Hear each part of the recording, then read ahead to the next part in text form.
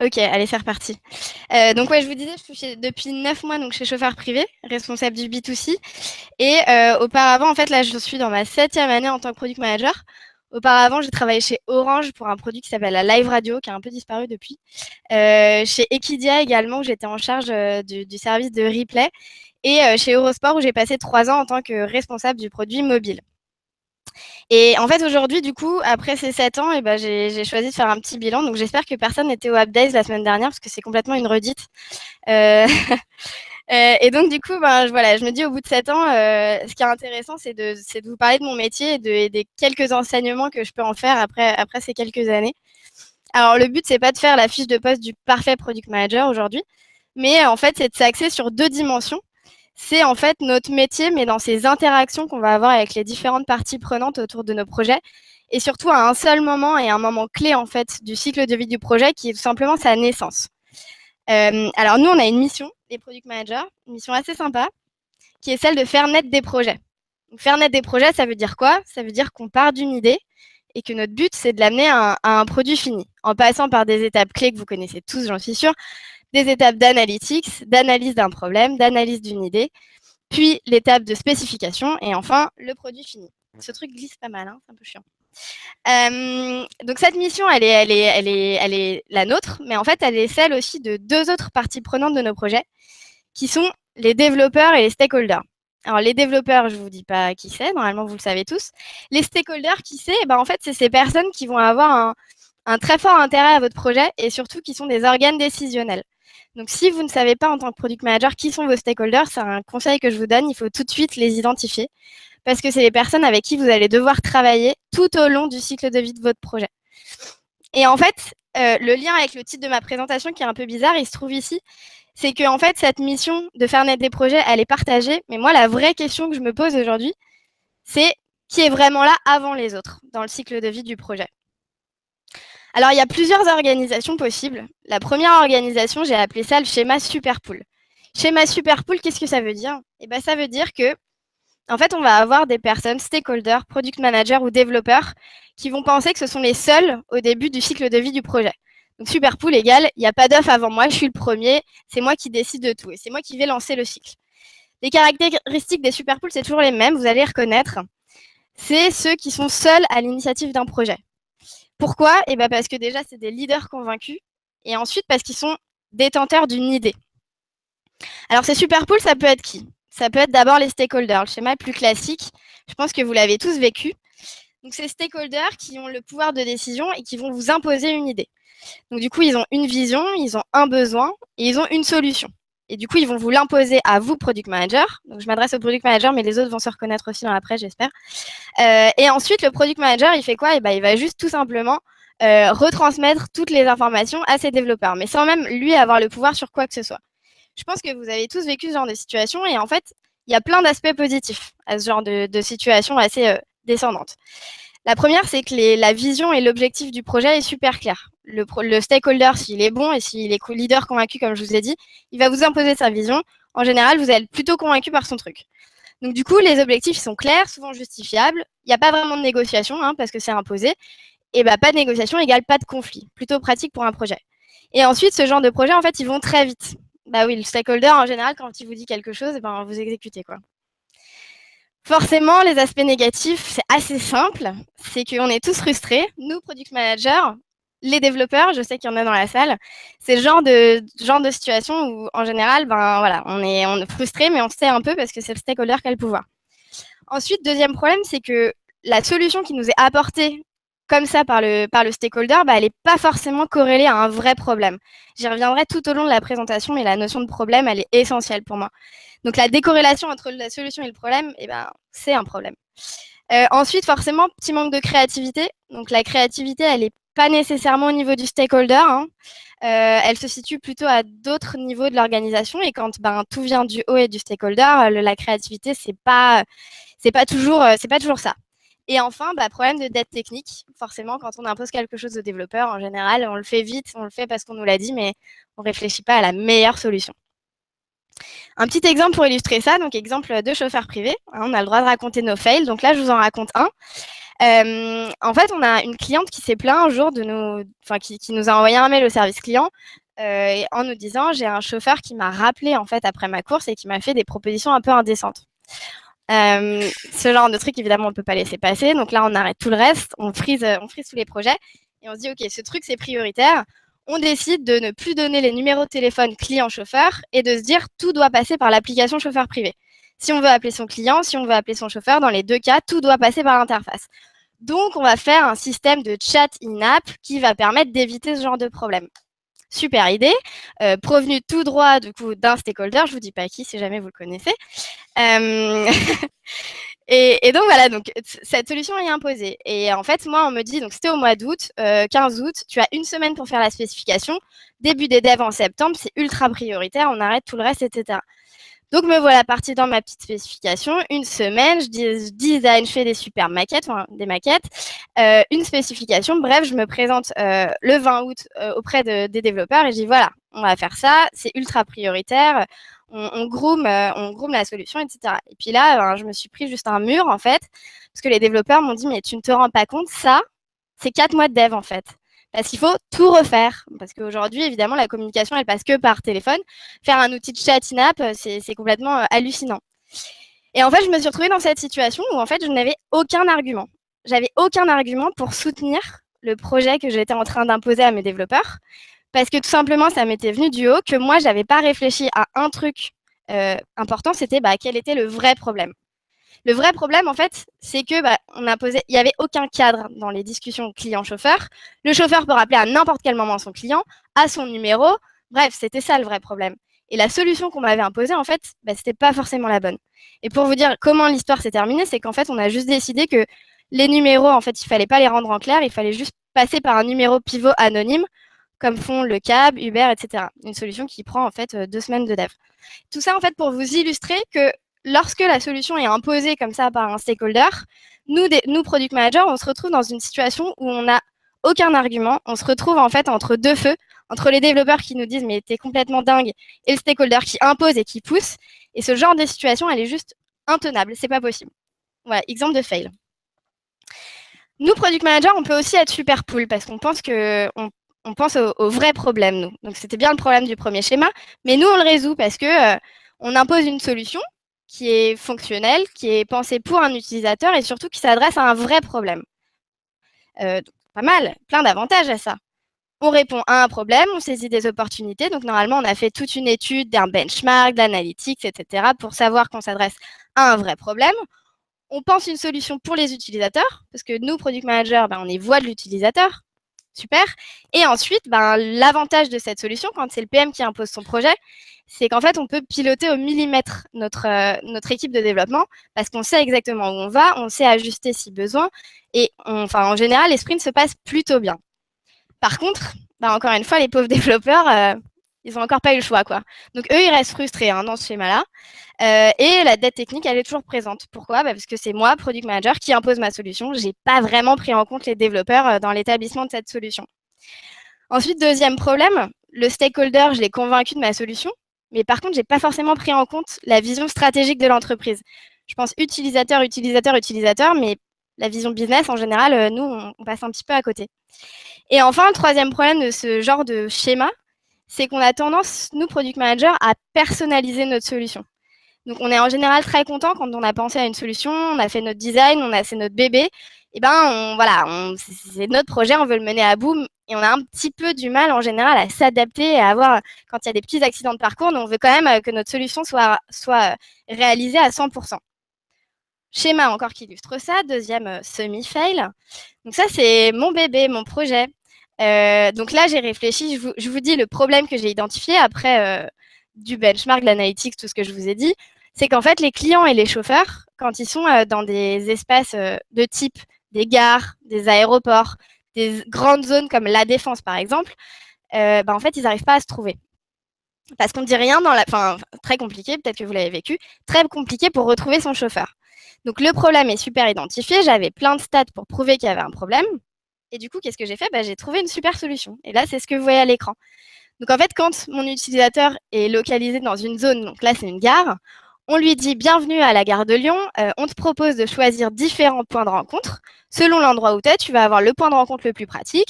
Donc je choisis, ok, je passe en meet-up, mon chauffeur a accepté ma course, qu'est-ce qui se passe? On me dit, tu as choisi ce point de rencontre, voilà comment tu vas t'y rendre. Et j'ai un itinéraire, vous voyez, c'est très complet cette solution. J'ai un itinéraire. Oula, faut sortir ou pas? Ok. J'ai j'ai un itinéraire qui me dit tu es là, donc tu vas devoir passer par toutes ces étapes pour te rendre à ton point de rencontre. Et tu as même un petit plan. Hein, c'est très pratique. Voilà, donc solution idéale. Et en fait, après allez, 1 mois et demi de dev, j'ai ça. Voilà. Pourquoi j'ai ça?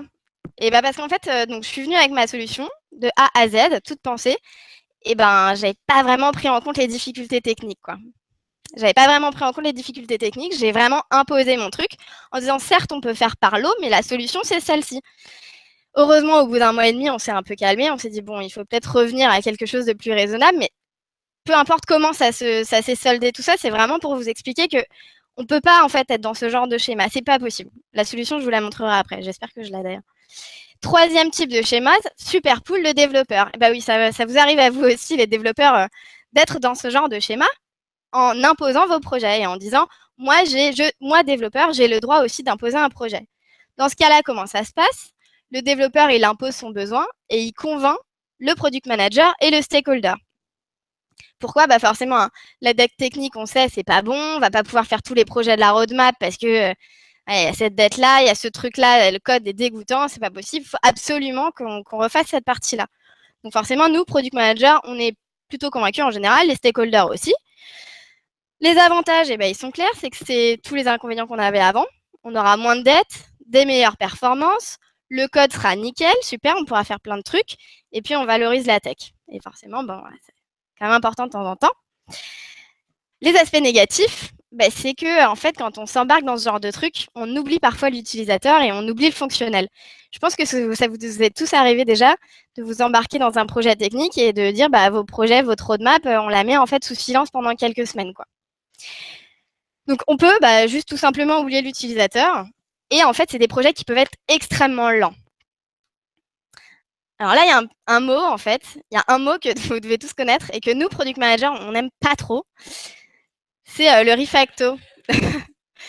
Alors, le refacto, nous, on l'a interdit chez chauffeur privé. On n'a plus le droit de dire le mot refacto.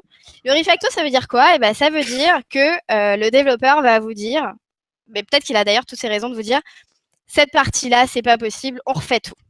Super, on refait tout. Exemple, le détail du prix. Donc, nouveau projet chez chauffeur privé, nos utilisateurs. Le problème, je vous le résume. Donc, moi, j'avais bien trouvé le problème. Les utilisateurs, ils ont toujours peur, les clients plutôt, toujours peur de se faire avoir. Donc, ils se disent toujours, le prix est trop élevé, je veux savoir ce que j'ai payé exactement. C'est pas normal que j'ai payé plus que ce que je pensais. Donc, solution, dans l'application, on va mettre le détail du prix. Comme ça, dans ton historique de course, tu vois exactement ce que tu as payé et pourquoi tu as payé 16 € et pas 13 €. Ok, donc j'ai toutes les informations, la majoration, les crédits ou les codes promo qui ont été appliqués, bref, tout le détail qui me permet de voir pourquoi j'ai payé ce prix-là. Donc je présente ça aux développeurs qui me disent « Ah ouais, mais ça c'est bien, mais le détail du prix, en fait, on l'a pas. Ok, donc pas de souci. Mais par contre, si on le crée, tu pourrais y avoir accès partout dans l'application. Mais ça veut dire qu'il faut faire un petit refacto, forcément. Donc récupérer des informations, les concaténer, et bref, après, on aura accès partout. Donc on va faire un petit microservice. Pas de souci. Voilà, donc là, on est parti sur un projet technique. Pas de problème. Enfin, moi, j'étais complètement convaincue. Et puis, alors là, on est à 2 sprints. Donc, 1 mois après, j'ai quoi? Alors, j'ai le détail du prix. Mais par contre, donc j'ai la majoration, mais pas le taux de majoration. J'ai un code promo, mais je ne sais pas quel code promo, en fait, j'ai appliqué. Et enfin, bah, les crédits, finalement, on n'a pas l'information, quoi. Et en fait, moralité, au bout d'1 mois, bah, j'ai un truc super, refacto. Maintenant, j'ai le prix partout, mais il correspond plus du tout à mon besoin, en fait. Parce que mes utilisateurs, ils voulaient savoir quoi? Ils voulaient savoir pourquoi ils avaient payé ce prix-là. Donc, avoir tout le détail, en fait, et notamment la majoration, parce que c'est quand même pain point principal. Hein, les gens ont toujours peur de cette majoration. Là, si j'ai même pas le taux de majoration, en fait, je ne réponds plus du tout au problème. C'est exactement ce que je vous ai expliqué avant. On pense à un problème quand on s'embarque dans une solution technique tout seul. En général, on oublie un petit peu ce qu'on voulait faire pour les utilisateurs à la base. Donc tout ça pour vous dire que ce soit le développeur, le product manager ou le stakeholder, bah, en fait, quand on pense qu'on est seul à l'initiative d'un projet, en général, ça marche pas. Ça marche pas, pourquoi? Parce que on n'arrive pas en fait à réunir tous les ingrédients qui font qu'on va avoir un cycle de projet positif. J'ai essayé de les résumer ici. C'est la vision stratégique, qui en général est apportée par le stakeholder, la vision technique, la créativité, la réponse à un problème d'utilisateur, et enfin un pilotage de proximité. Donc du coup, il y a peut-être un autre schéma en fait qui fonctionne. L'autre schéma, je l'ai appelé la basse-cour organisée. Alors ça veut dire quoi? Métaphore. Ça veut dire qu'en fait, il n'y a pas une poule, un œuf. En fait, il y a plein de poules. Je vais vous dire qui sont les poules, mais il y en a plein. Et il y a un seul œuf, en fait. On crée tous un seul œuf. Et en fait, ce schéma-là, il se passe dans plusieurs phases. Première phase qui s'appelle la phase d'idéation, la phase de priorisation, la phase de spécification et enfin la phase de développement. La phase d'idéation, c'est quoi? La phase d'idéation, en fait, c'est la première partie qui va faire que vous, Product Manager, votre rôle, je vais me focaliser vraiment là dans ces 4 phases sur le rôle du PM, et ben en fait, c'est d'être un creuset, un réceptacle d'idées. Vous n'êtes pas détenteur de l'idée, Product Manager, même si je sais que tout le monde rêve d'avoir la meilleure idée, mais non, en fait, ça ne marche pas comme ça. Vous devez vous dire, je donne les moyens aux autres d'avoir les meilleures idées. Et c'est ce que j'ai essayé de résumer ici, c'est que tout le monde peut avoir des idées. Les stakeholders, le vôtre, mais peut-être d'autres, des développeurs, des UX, UI, n'importe qui, en fait, dans votre boîte peut avoir des idées. Et vous, votre rôle, c'est en fait de les rassembler. Donc, comment on rassemble? D'abord, on écoute. Donc, soyez à l'écoute de toutes les personnes qui ont des idées. On a un rôle qui est super important, le PM, c'est que nous, on a la main sur ce qui va être fait. Mais par contre, il ne faut pas le prendre pour « du coup, c'est moi qui impose ce qu'on va faire ». Non, surtout pas. Écoutez tous les gens de l'entreprise. Tout le monde peut avoir des idées et des bonnes idées. Donc vous, du coup, c'est de donner les moyens d'identifier les idées et d'aider en fait les gens à en avoir. Et surtout, en fait, on ne s'arrête surtout pas à l'idée. Vous, votre rôle, c'est lorsque les gens ont des idées, transformez-les en problèmes. Il faut tout le temps s'axer sur les problèmes. Des idées, on peut en avoir plein. Mais vous devez les transformer en problèmes. C'est très important. Ou en opportunités. Forcément, des fois, c'est pas vraiment un problème, ça peut être une opportunité. Vous avez plein d'outils pour ça. Les moments d'écoute, évidemment, très important. Donc ça, forcément, de nos qualités principales, enfin la qualité du bon PM, c'est d'écouter les gens et c'est d'être en fait toujours disponible. Donc en général, on est submergé par les gens, mais c'est notre rôle aussi. Donc c'est dans des réunions, dans des pauses, j'ai mis café, c'est exactement ça. C'est les moments où vous devez tout le temps écouter les gens. Ensuite, vous avez un deuxième outil, j'ai appelé ça la mallette d'analyse. En fait, c'est ce qui va vous permettre de dire oui, c'est très bien, tu as une idée, mais maintenant, on va essayer de décomposer en fait tout ça et de trouver quel est le problème de base. Est-ce que ton idée répond à un vrai problème, oui ou non? Et pour ça, allez chercher l'analytics. L'analytics, c'est essentiel dans notre boulot. C'est vraiment ultra important. Des benchmarks, tout ce qui va vous permettre d'identifier oui, il y a vraiment un vrai problème. Ça va vous permettre aussi de dire ton idée, elle est intéressante, mais elle ne répond pas à un problème. Donc, du coup, pour l'instant, on ne va pas la traiter.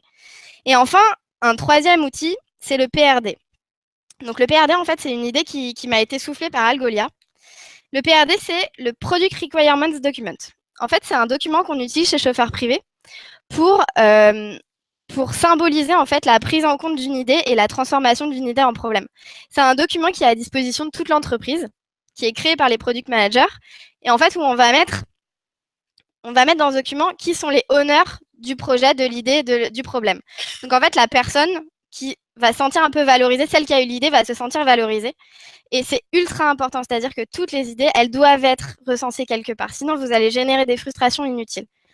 Donc du coup, ce document, il contient les honneurs d'un projet, il contient la liste des problèmes, il contient également l'analyse qui vous a permis de transformer l'idée en problème. Il contient déjà des premières user stories, c'est-à-dire que ce n'est pas la spécification finale, mais c'est en fait les idées que vous allez avoir pour répondre à ce problème. Vous allez ensuite l'affiner, ce document. Mais le but, là, c'est vraiment de dire oui, j'ai pris en compte ton idée, oui, j'ai essayé de la transformer en problème, et oui, elle peut être intéressante pour notre entreprise. Et enfin, le cinquième élément que nous, on met dans les PRD chez Chauffeur Privé, c'est tout ce qu'en fait, notre problème ne va pas résoudre. Donc ça, c'est aussi important. En général, ce n'est pas ultra facile à faire, mais en même temps, ça permet de dire on va se focaliser sur cette partie-là, mais tout le reste, en fait, c'est pas ce qu'on va prendre en compte dans notre problème. Si vous avez bien identifié le problème, en général, le want-do, il est facile à trouver. Donc ce document, si ça vous intéresse, je pourrais vous partager ce qu'on fait chez Chauffeur Privé, mais je sais que nous, ça nous a énormément permis de faire comprendre aux gens qu'ils pouvaient tous participer en fait à l'effort d'idéation. Donc l'objectif de cette phase, si je ne l'ai pas assez répété, je vous le répète ici, c'est bien d'identifier des problèmes et des opportunités. Ensuite, on passe à une autre phase. la phase de priorisation. Alors elle est compliquée celle-ci, mais la phase de priorisation, en fait, il faut se la simplifier. Déjà, la phase de priorisation, ça doit être une phase qui est gérée par le product manager et par le stakeholder. C'est pour ça que je vous disais, identifiez votre stakeholder. Et en fait, la priorisation, elle doit être absolument objective. On ne priorise pas un projet sur je pense que. Non. Rendez-la objective. Et comment on fait pour ça? Eh ben, en fait, on doit établir des critères de priorisation. Et les critères de priorisation, en fait, c'est des KPI. C'est-à-dire que c'est en fait le KPI qui va vous permettre de réconcilier la valeur de votre projet par rapport aux objectifs business de votre entreprise, par rapport aux problèmes qu'il résout. C'est-à-dire que vraiment, c'est un chiffre qui va vous permettre de dire oui, ce projet est plus prioritaire que l'autre. Exemple chez Chauffeur Privé, en tout cas au B2C, nous, tous nos projets, on les organise par rapport à un seul KPI, qui est le pourcentage de courses en plus que ce projet va nous permettre de réaliser. Et en fait, ça vous permet de hiérarchiser les projets les uns par rapport aux autres, mais par rapport à un critère purement objectif. Donc ensuite, après ce critère objectif après ce critère de valeur, il y a un deuxième élément qu'on doit prendre en compte dans la priorisation, c'est la priorisation technique. La priorisation technique, c'est quoi? En fait, pour l'avoir, c'est très simple. Vous, en tant que product manager, vous devez aller voir quelqu'un de la technique. Moi, par exemple, c'est le lead tech du B2C. À vous de voir qui est votre interlocuteur technique. Et vous devez lui demander, voilà, nous, on a établi une liste, une priorisation de ces 10 problèmes en fonction de la valeur, du KPI de valeur que je vous ai identifié. Quel est, selon toi, l'ordre le plus intéressant pour réaliser ces trucs, cette liste? Pourquoi?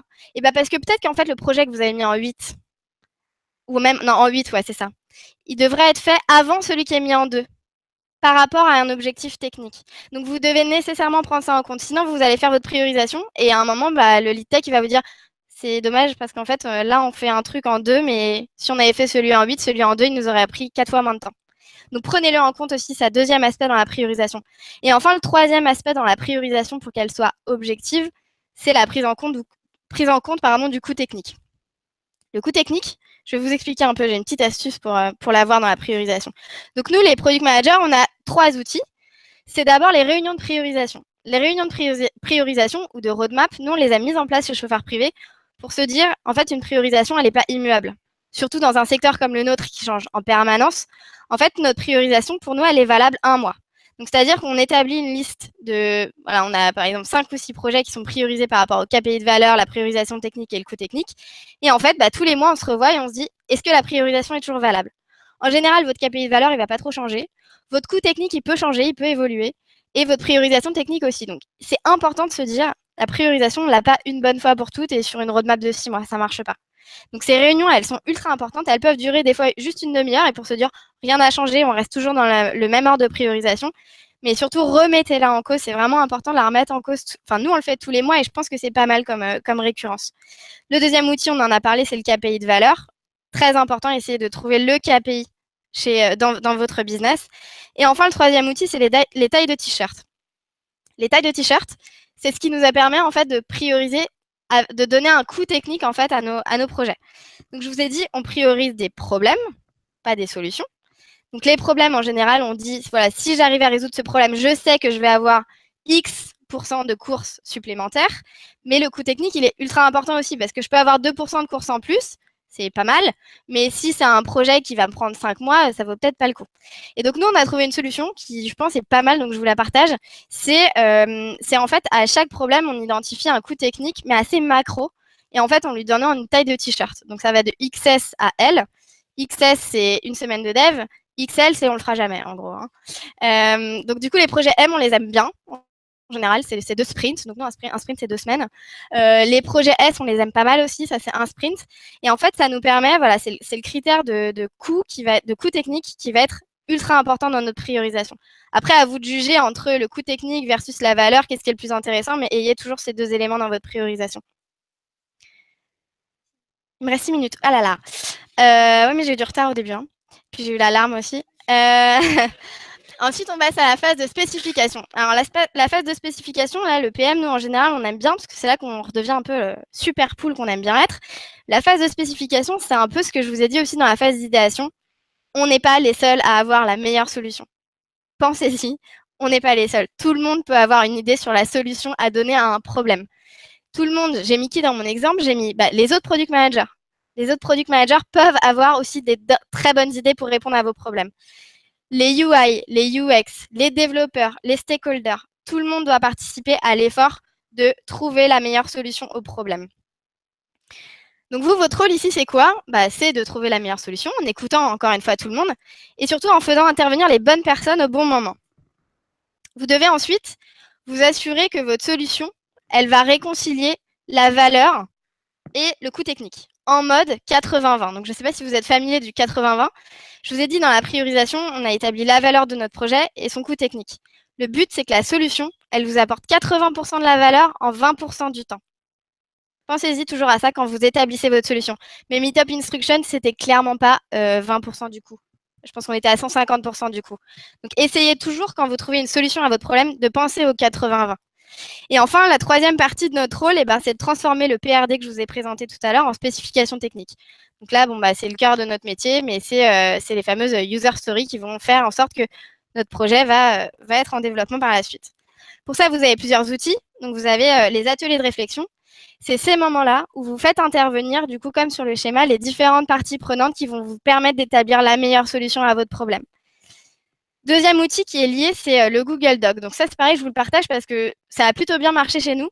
En fait, quand on commence à établir nos spécifications et nos solutions aux problèmes, moi, j'établis en fait un Google Doc où je mets les différentes règles que je pense, les règles métiers, la solution, en fait, j'essaye de la décrire et je fais intervenir, en fait, j'ouvre les commentaires sur toutes les personnes qui vont pouvoir m'apporter en fait de l'aide sur l'établissement de cette solution. Et en général, ça vous permet d'éviter les réunionites, donc de passer des heures et des heures en réunion à se dire moi j'ai la meilleure solution, moi j'ai la meilleure solution, mais surtout de vous pouvoir cadrer en fait les retours et surtout tout le monde de pouvoir, les gens que vous avez sélectionnés peuvent intervenir sur ce Google Doc et vous restez la synthèse globale en fait de tout ça. Et enfin, évidemment, dernier outil, c'est les user stories, mais je m'attarderai pas là-dessus, c'est la spécification finale. Petit focus sur les ateliers de conception. Donc ça, c'est ce que je voulais vraiment insister là-dessus, c'est que établissez la solution avec les autres personnes. Sauf que le mode qui marche pas, c'est le brainstorming. Alors, je sais pas si vous avez essayé ça. Brainstorming, en fait, ça marche plus. Faut arrêter. Du coup, on va plutôt parler d'ateliers de réflexion. Donc, en fait, pour que ça fonctionne bien, un brainstorming, en général, on digresse, on parle les uns avec les autres. Chacun a un peu son idée, c'est assez subjectif, c'est très compliqué en fait du coup d'arriver au bout d'une heure ou même 2 heures à quelque chose de très intéressant. Du coup, quelques petits tips pour que ça marche mieux. Et pareil, répétez les problèmes. Pourquoi on est dans cette salle? Pour établir la solution qui va répondre à ce problème précis. Cadrez-le. Normalement, si vous avez fait les phases amont, vous avez bien le bon problème. Répétez aussi les KPI. Donc les KPI, c'est important, c'est pour ce projet-là. Je veux, je sais pas, augmenter. Pour nous, c'est le nombre de courses, mais ça peut être des KPI plus précis.